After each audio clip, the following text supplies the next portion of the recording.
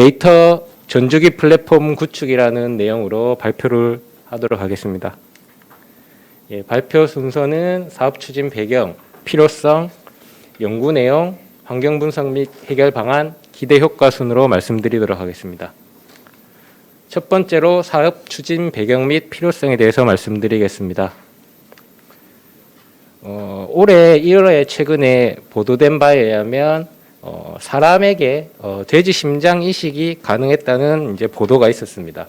그 이외에도 뭐 콩팥이라든지 여러 가지 장기를 동물에서 이제 유래한 장기를 이용해서 사람에게 이식을 가능하다는 결과가 나왔습니다.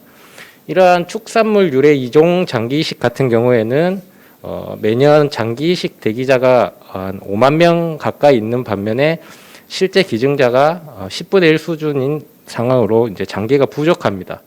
그래서 이런 축산물 유래 이종 장기 이식을 통해서 이런 축산물이 실제 먹거리뿐만 아니라 저희 이제 실제 장기 이식에도 활용할 수 있기 때문에 이런 걸 먹거리 이외에도 이런 축산 부산물을 활용할 수 있다는 이제 기대감을 주고 있습니다. 이 축산물뿐만 아니라 해양 수산물 같은 경우에는 워낙 종이 많기 때문에 상당히 많은 바이오 자원이 됩니다. 그러나 너무 많은 바이오 종들이 있기 때문에 실제로 사용되는 것은 1% 미만입니다.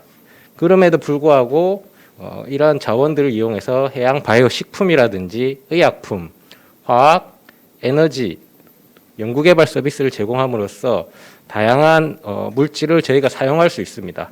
하지만 주로 우리 식생활에 관련된 식자재로만 쓰이고 그 이외의 나머지 부산물들이 폐기되고 있는 과정이기 때문에 저희가 이를 이용하게 된다면 최근 보도에 따르면 뭐 암세포라든지 의료용 접착제, 그다음에 항산화 물질, 그다음에 기도 예방 협착증을 이용할 수 있는 여러 가지 재료로서 사용할 수 있는 보도가 있었습니다. 그래서 저희도 이런 부산물을 활용하게 되면 이런 버리지 않고 재활용할 수 있는 기회가 됩니다.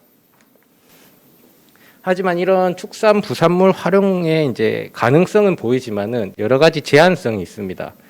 이 대부분이 축산물 같은 경우에는 저희 식자재로만 사용됩니다.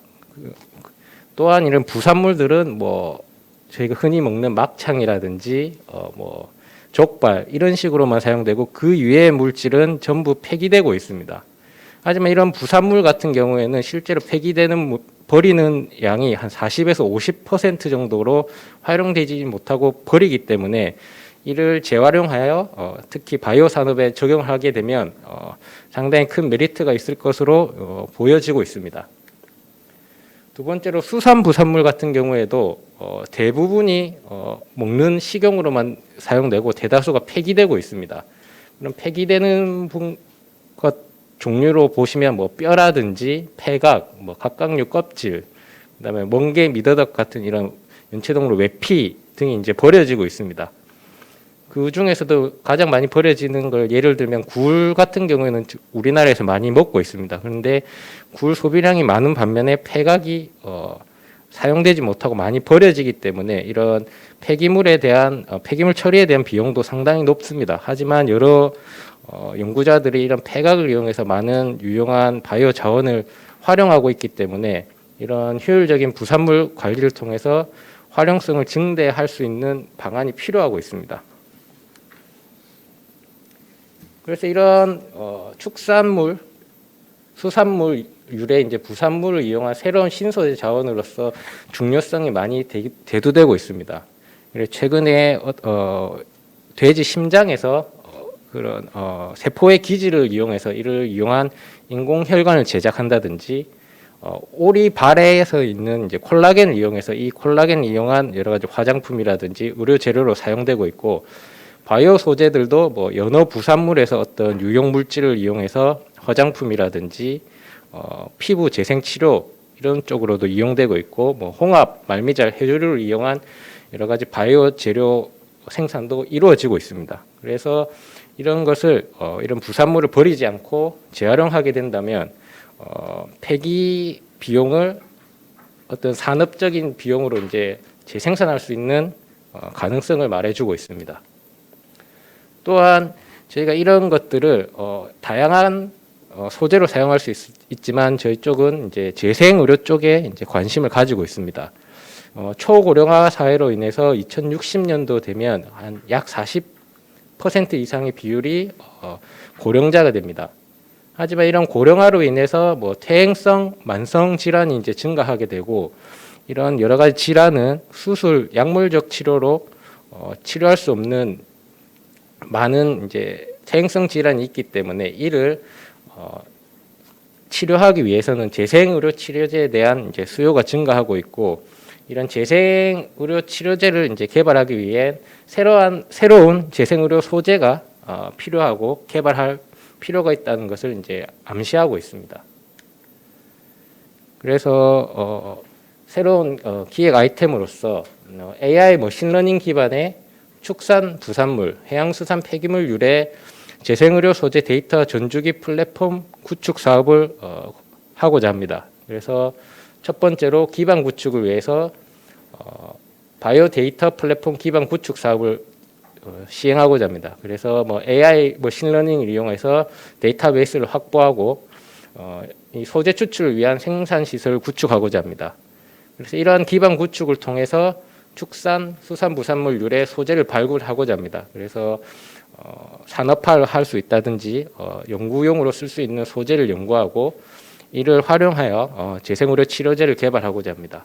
그리고 마지막으로 재생의료 소재 바이오 신사업 지원 사업을 통해서 규제 자유특구 지정 지원을 통해서 활발한 신소재 개발 및 연구를 지원하고 이런 시험 인증, 신뢰성 평가, 임상, 사업화, 실증, 인력 양성 등을 지원해서 효율적으로 사업을 운영하고자 합니다. 그럼 두 번째로 이러한 재생의료 소재를 통해서 어떻게 활용할 수 있는가에 대한 예시에 대해서 말씀드리겠습니다. 저희 조직재생공학연구원 같은 경우에는 이런 해양 수산물, 그 다음에 축산 부산물을 이용해서 몇 가지 연구를 한 예가 있습니다. 그래서 첫 번째로 해양 바이오 소재를 이용한 연구 중에 해조류 유래 물질인 후코이단을 이용한 이제 연구를 진행하였습니다. 그 중에서 첫 번째로 재생 의료의 가장 중요한 소스로 활용될 수 있는 줄기세포를 이용하여 연구를 진행하였는데 이런 후코이단을 처리하게 되면 줄기세포의 노화를 회복하고 증식을 강화하는 결과를 얻었습니다. 또한 전 세계 1위 질환인 심혈관 질환을 이제 극복하고자 후코이단을 처리한 줄기세포를 허혈성 질환 전임상 연구 모델을 진행하였을 때 이런 조직 회복이 되는 것을 확인할 수 있었습니다. 두 번째로 이런 후코이단을 이용해서 항암 연구도 진행해 보았습니다. 그래서 이런 후코이단을 처리하게 되면 대장암을 억제하고 실질적인 전임상 연구에서 암의 성장 및 전이를 억제하는 것을 저희가 확인할 수 있었습니다. 또한 저희 축산 바이오 소재를 이용한 연구도 진행하였습니다. 저희가 흔히 식용하지 않은 돼지의 심장을 이용해서 이제 연구를 진행했는데 세포의 기질이라는 물질을 이제 저희가 이용하였습니다. 이 세포의 기질이라는 게 뭐냐면 세포를 저희가 집을 지을 때 이제 벽돌을 세포라고 생각하시면 세포의 기질은 이제 시멘트라고 생각하시면 됩니다. 그래서 시멘트를 발라서 이제 세포를 고정해야 되기 때문에 이런 이제 세포의 기질이 이제 조직 재생에서는 필수적인데 사람에서 얻을 수 없기 때문에 이런 돼지 심장에서 얻은 후에 이런 허혈성 질환을 치료하였을 때 저희가 이런 줄기세포와 돼지 심장 세포의 기질을 이용해서 인공혈관을 만들어서 허혈성 질환을 처리하였고 그 조직 재생 효과를 확인할 수 있었습니다. 그러면 이런 유용한 신소재를 통해서 이런 사업을 진행하기 위한 이제 환경 분석 및 문제점 그리고 해결 방안에 대해서 말씀드리도록 하겠습니다. 이런 유용한 축산 부산물 및 해양수산 부산물을 사용할 수 있지만 여러 가지 정책적인 제한점이 있었습니다. 첫 번째로 축산 부산물을 보시면 축산 부산물에 대한 범위가 상당히 제한적입니다. 그래서 도축장 식용 부산물 위생관리 매뉴얼에 따르면 식육으로 사용할 수 있는 부산물만 사용하고 나머지는 폐기되어야 한다는 이제 규정이 되어 있습니다. 그래서 먹지 못하는 부분은 대부분 폐기되고 있고 일부 연구자들이나 몇몇 사람들이 이제 사용하기 위해서는 독축장에 실질적으로 가서 어떻게 보면 개인적으로 조금씩 구매하고 있는 상황입니다. 또한 이런 축산 부산물 시장이 법적으로 이제 제한이 되어 있기 때문에 상당히 폐쇄적입니다. 그래서 이런 거래 가격 수집 및 공개 시스템이 부족하고 유통 과정이 복잡하고 경매에 의존하기 때문에 가격 형성이 불투명하기 때문에 이러한 정책적인 제한점이 있습니다.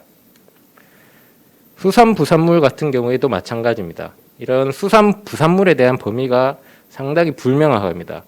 이런 수산물 같은 경우에는 상당히 많은 여러 가지 정부 기관에서 관여를 하기 때문에 뭐 해양관리법, 폐기물관리법, 비료관리법, 자원순환법 등 다양한 부처에서 법을 제정하여서 각각 법령에 따른 수산 부산물의 기준이 상당히 불명확합니다. 그래서 규정에 따라서 어떤 때는 부산물이 되고 어떤 때는 부산물이 안 되는 이런 제한점이 있어가지고 상당히 재활용 범위가 제한적입니다. 또한 이런 부산물 발생에 대한 처리나 관리가 미흡한 상황입니다.